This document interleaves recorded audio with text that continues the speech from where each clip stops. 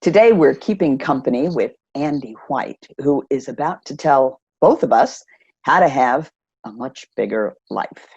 And boy, do I think a lot of people need that, Andy, especially now, because doesn't it seem as if life is shrinking somehow when we're all sitting in our own offices or at our kitchen tables or on our couches and trying to keep up with the whole world? How do we get a bigger life when life is contracting? Well, I actually think that the fact that life is contracting is giving us a massive opportunity to live a bigger life. Because for me, a big life is captured in your real life, and your real life is what was there before all the layers came on, all of the things that have overlaid themselves onto how you go about life day to day. And now we have this kind of incredible opportunity to stop and to think about what life really means for us and what we want it to look like in a way that we just don't have when we're busy doing stuff.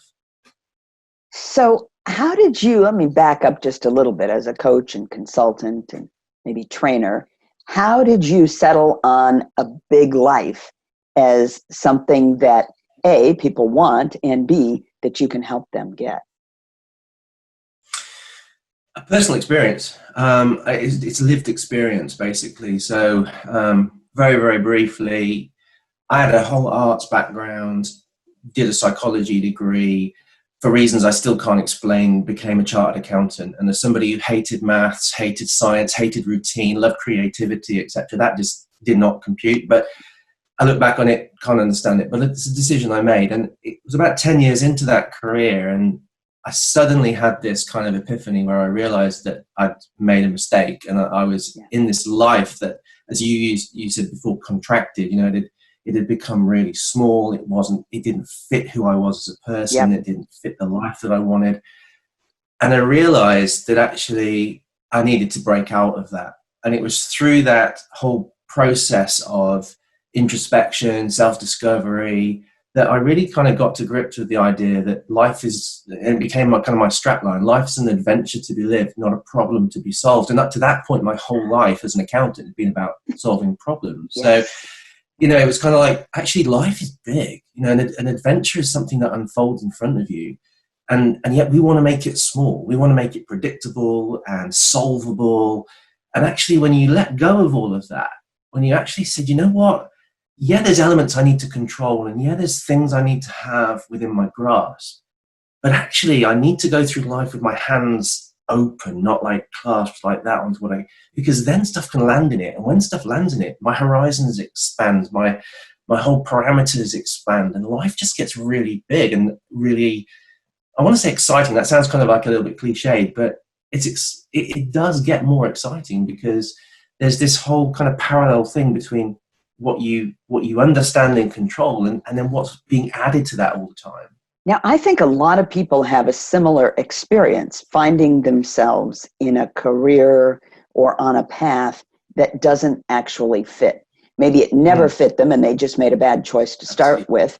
Like you, I would never thought I could be an accountant. I did think I wanted to be a nurse. You know, nurses, they take classes in biology and chemistry and microbiology and statistics, and I'm not good at any of that. What made me think I could be a nurse? Anyway, I think our story is not uncommon. Many people get into a career and then decide it doesn't suit them or it doesn't suit who they've become. So this process that you're talking about of making a shift, starting fresh, I think that's kind of scary for a lot of people. How do we do that? What would be step one if I find myself in that situation where I want a bigger life and I realize the life I have now is kind of small? Where do I go with that? Yeah, that is a tricky one because, I mean, for me, it was a kind of like, it was an absolute tipping point. It was, I have to do something here. So it was a no choice decision, if you like. And do you think for a lot of people, it's a more gradual, like it's a growing realization rather than a wake up one day and go, I'm in the wrong place? Yeah, I mean, I think there is that dawning, but I think there is always that moment of realization. Mhm. I knew for quite a while that I wasn't in the right place, but it was all I knew. I didn't know anything else. I'd made my bed. I was going to have to lie in it for the rest of my life. I just needed to Oh, suck it up and get on with it. That was kind of my mindset. And then I had this kind of like, no, I can't do that anymore. I cannot, shoot you now kind of thing. If this is the rest of my life, what is the rest of my life? And that was kind of, that's the key question, is what is the rest of my life? And you can't answer that until you can answer a question that comes before that, which is like, who am I? Who am I?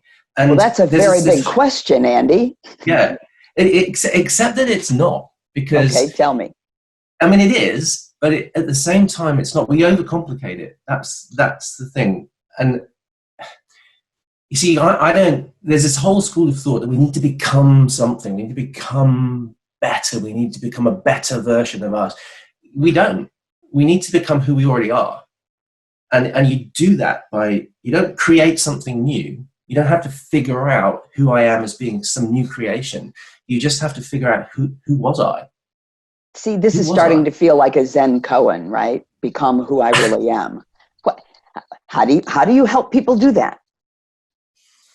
Well, basically, like I sort of alluded to before, stripping away the layers. So every time we have like experiences, we make decisions, we go down career paths, subject choices at school, all these things, we overlay who we started out life as with versions of what we're becoming. And sometimes those are influenced by our teachers, our parents, our friends, our family, so on. And sometimes those are well-intentioned,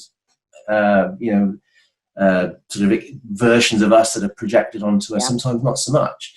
And what I do is basically take people through on an adventure, if you like, and that adventure is about peeling away the layers. So who if no one could shine a light on me, if nobody could mock me, if nobody could judge me, what would I spend my time doing? What would put a smile on my face? What are the things that do put a smile on my face right now, for example? How much of that is a painted on smile because I need to fit in, because that version of me needs to smile at those things? But if that version of me was peeled back, would what was left still smile at those things? Does having a big life have to do with a career, a job, a position, or is it about the rest of life? It's all of life. So it encompasses everything. And basically, it's a big life is the life you were made for, if you like. It is the life that fits. The way I normally describe it to somebody is like, you could run a marathon if you did the training and put in the hours and the miles. You could run a marathon, and if you tried to run that marathon in a pair of sneakers that was a size too small, you could do it. You could get to the 26th mile, but your feet would be in even more excruciating pain than they would be normally. If you wore a pair of sneakers that fitted properly, you'd get to the finish line with feet that didn't hurt so much. Mm-hmm. So why do we try and get through life in a version of our life that's a size too small, that doesn't fit us? We try and go through life being a version of us that doesn't fit. And we can do it. We can get through it, but that's all we do. We get through it. Whereas actually the joy and the wonder of life comes when you actually have a life that fits you. And that's everything. That's your career, that's your family, that's your leisure time. And that flows out of understanding who you are, what your meaning and purpose is, your values, your strengths, the things that make you who you are, and living a life that allows you to express that. I think a lot of us grew up with messages about suck it up, for lack of a better word, right? Get a job, make the money, buy the house, have the family. And yes, if you have some fun elsewhere or some meaning, that's great. But there are practical things to take care of here. And so it's quite a switch then to think that those practical things should be part of this big life you're talking about. Do people come to that transition naturally? Or do they get dragged to it kicking and screaming? A bit of both. I think it depends on the circumstances that somebody's in. I mean, sometimes it can mean massive adjustment. you know, if somebody's gone down a particular career path, like for example, I was on the fast track to partnership with Deloitte. Now, if I'd have arrived there before I had my epiphany, then I could have constructed a life that would have been very difficult to step out of into the life that I have now because of all that went with that life. So the adjustment would have been huge. It would have been a massive jarring.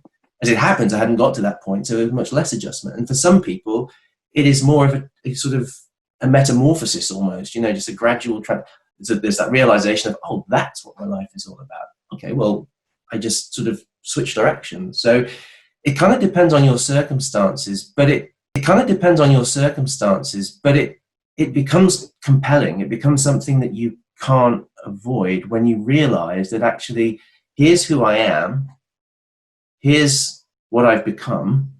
The two are not the same. I want to be. How do I get there?